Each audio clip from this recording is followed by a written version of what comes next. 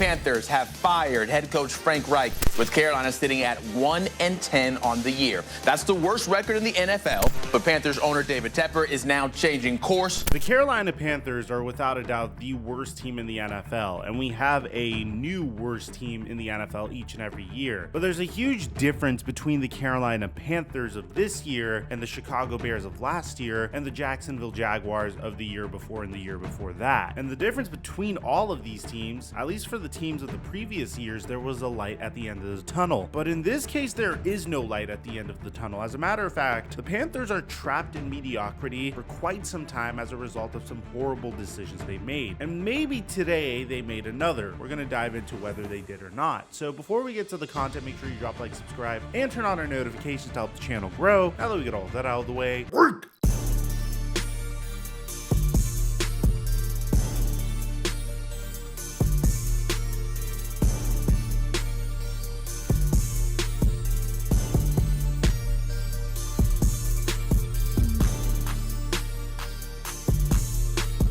Leading up to the season, I spammed predictions at you guys consistently. Michael Porter Jr. needed over 5.5 rebounds in his season debut. Tyreek Hill just needed a touchdown, and Steph Curry just needed 1 point. Shout out to those that tailed. For those of you guys that were able to make money, we're giving away our picks for free all season long for the NBA and NFL on my Instagram at @TheFlightMike. And right now, when you use promo code Mikerophone on Prize Picks, they'll match your deposit up until $100. Thank you, Prize Picks, for the sponsor. Mic check 1 2 1 2. What's going on, everybody? The 2021 Jacksonville Jaguars, pre-Urban Meyer era, lucked into the #1 overall pick in the NFL draft when the New York Jets famously decided to beat the LA Rams in a statement game during the Adam Gase era that landed them the #2 pick in the NFL draft. Prior to that, all I was seeing was Trevor Lawrence in New York Jets jerseys. The jersey swaps were impeccable, but the Jacksonville Jaguars lucked into the #1 overall pick and selected Trevor Lawrence. They didn't have to trade up to the #1 overall pick. They just lucked into it by being the worst team in the NFL. And while they weren't as pathetic as the New York Jets were, they were at least smart enough to understand that the real prize would be to lose out for the remainder of the season. But the year after, they looked terrible under Urban Meyer. I mean, it was meme worthy how terrible the Jacksonville Jaguars were. There were multiple controversies that Urban Meyer was involved with, which we're not going to get into in this video because we've made long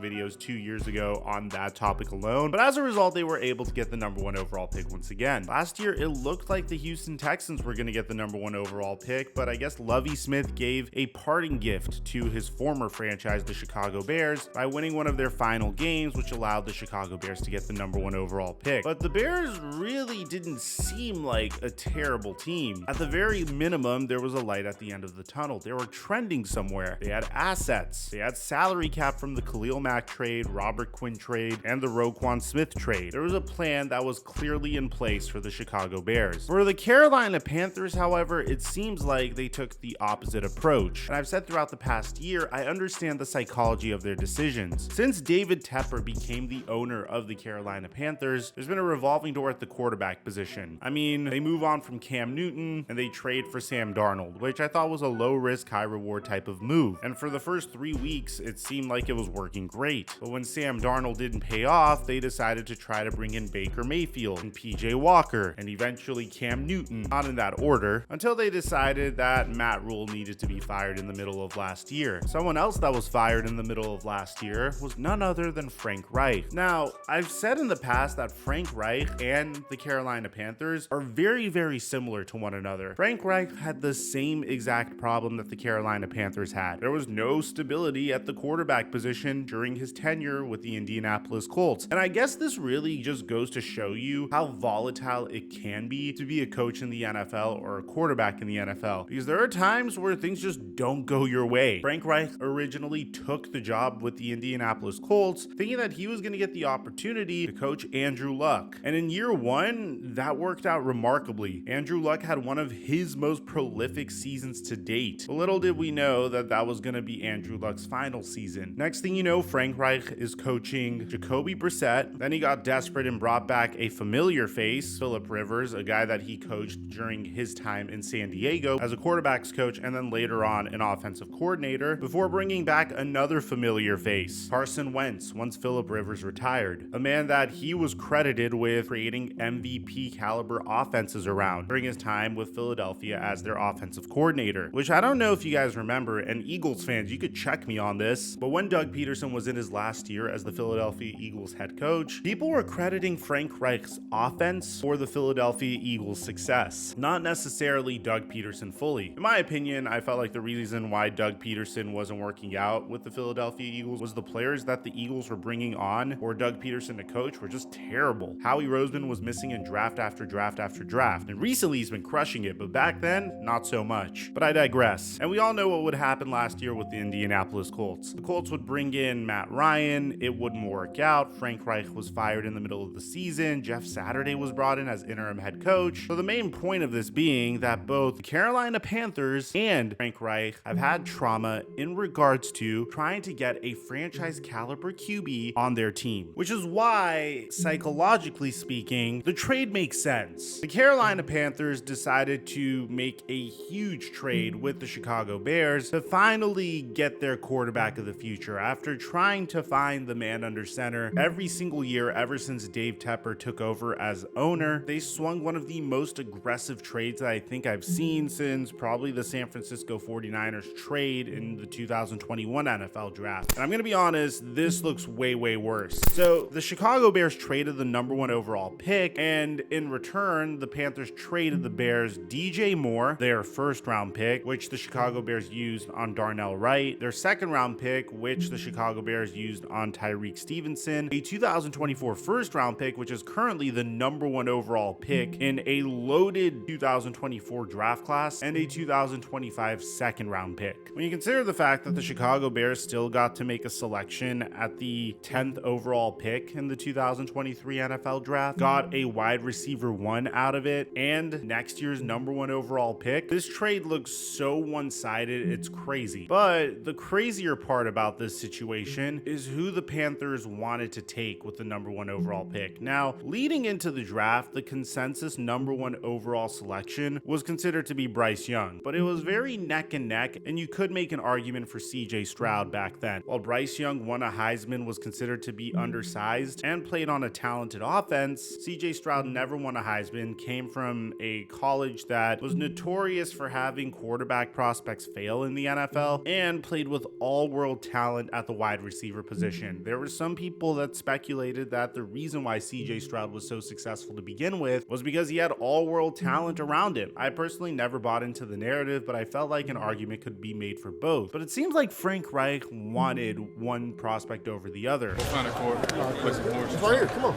Okay. Well, How no, long you maybe got? I got to do a we'll little meeting. We'll find a court. All right. See you, buddy. Now I'm going to take his money. And when the Carolina Panthers would struggle to start the season, Frank Reich would say this. There's different philosophies in ownership. You know what I mean? Some owners kind of stay away and don't engage a whole lot. Other owners do. And his philosophy is he's going to engage. And listen, it's only been a short experience, but it's been a really good experience. It hasn't been fun. You know, it's not fun. Those meetings aren't, I wouldn't characterize them as fun meetings. But those meetings make me better, and I trust they make us better. Now, I am a huge believer that no matter who was under center, they'd be in a disastrous position. You lost DJ Moore. Your top wide receiver is a past his prime Adam Thielen, who's having a pretty solid season given the fact none of the wide receivers could separate. The offensive line is in shambles somehow. And when you pair this with the fact that Frank Reich made the most boring play calls we've ever seen, then it's obviously going to be a recipe for disaster. I mean, with all due respect, what the is this? I have never seen a catch made like this. It seems like he's trying to get his feet out of bounds. I guess you can make an argument that the ball's thrown behind him, but that aside, it seems like the Carolina Panthers have made their decision in regards to what they're going to do, at least for now. It seems like once again, the Carolina Panthers are firing their head coach in the middle of the season. So according to Tom Pelissero, the Carolina Panthers have officially fired Frank Reich, which honestly, man, I really feel for the guy. I feel for the guy in the sense that this situation was doomed to start no matter who you have at the head coaching position. Did Frank Reich really help this situation with his play calls? Not really, but I don't think it's that deep of a playbook considering the players that they had. My biggest issue with this situation is the fact that you should never, ever trade up to the #1 overall pick or #2 overall pick and select a quarterback if you don't have any other good players on your team. While defensively, the Panthers were fine. And if you don't have a treasure chest of assets, at least in the case of the San Francisco 49ers in 2021, they had draft picks that they could afford to burn. So the Trey Lance failure didn't really set them back that much. But in the case of the Carolina Panthers, this trade really set them back significantly. And it's actually making me wonder who would even want this job. I mean, the Panthers did target Ben Johnson a year ago before he opted to stay in Detroit, and Tom Pelissero said it wouldn't be a surprise if they made another run at him. But for now, Chris Tabor takes over as interim head coach as the search begins. Ian Rappaport actually makes an argument for who would want this job. Who would take this job? A lot of people. Paid a lot of money. You get to work with Bryce Young. Bryce Young was the consensus #1 quarterback. A lot of people want to work with him. Still, like I did last year, expect this to be a very coveted job. But something that Ian Rappaport fails to mention is the fact that when you are a prospective head coach in the NFL, you have a finite amount of opportunities to become a head coach. You're lucky to get one chance, and in very, very rare instances, you'll see a head coach get 2 chances. I mean, don't get me wrong, if you're an accomplished head coach that has won a Super Bowl like Mike McCarthy, for instance, there will always be a team that will give you an opportunity. I'm sure if it doesn't work out with the Dallas Cowboys, then Mike McCarthy would probably have another opportunity lined up for the future. But in the case of Frank Reich, for instance, he's had 2 seasons where he's made it to the playoffs. Usually a general manager will look at his situation and say, damn, this guy got placed in horrible situation after horrible situation after horrible situation. I don't necessarily know if he's going to have a third opportunity in the NFL. I think what's most likely is you could potentially expect him to join maybe Nick Sirianni's coaching staff in the offseason or Doug Peterson's coaching staff in the offseason, potentially see him retire altogether, which I wouldn't rule out either.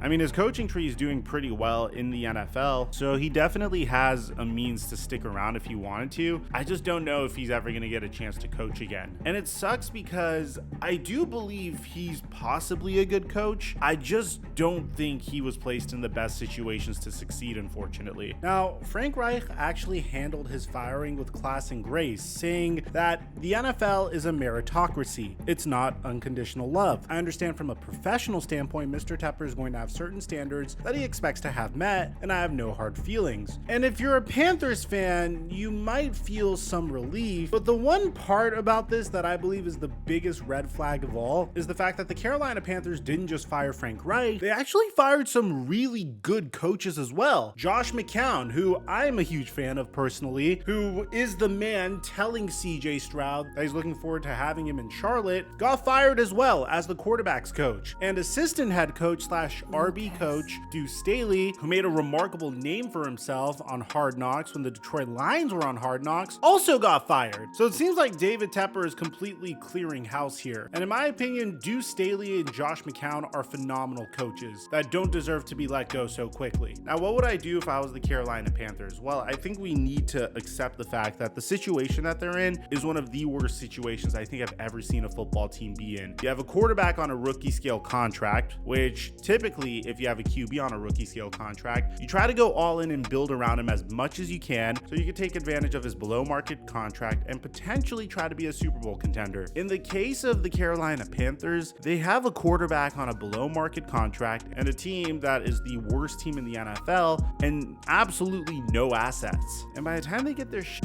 together, man, it may be too late. At that point, you either move on from Bryce Young or he's probably going to want a contract extension. It's just a horrible recipe for disaster. So if you're the Panthers, the best thing to do is probably sell all of the best players that you have. Brian Burns should have been traded the moment teams were interested in paying multiple first-round picks for him. Let's just start out with that. Scott Fitterer has to go because the situation that the Panthers are in are his fault. Frank Reich got scapegoated for it, but it was Scott Fitterer's fault that they got themselves into this situation to begin with. That trade for Bryce Young set them back for at the very minimum 2 to 3 years. I don't think any head coach is going to want this job. Chances are you should try to pursue a lame duck head coach, kind of like what the Houston Texans did with David Culley and Lovie Smith, before finding your real head coach to lead you into the future, like your D'Amico Ryans, for instance. At the end of the day, if there's one lesson we can all take away from this situation, it's that you should never, ever trade multiple picks to get yourself a quarterback at the top of the NFL draft if you have no other assets on your team and if the rest of your roster is incomplete. The quarterback should be the final player that you pursue once you get yourself an edge rusher, a left tackle, and possibly even a wide receiver one. It's going to be interesting to see how the Panthers dig themselves out of this mess. Let me know what you guys think in the comment section down below. Did the Panthers make the right call firing Frank Reich? Aside from that, I'm your boy Mike, and I'm dropping our mic until our next upload.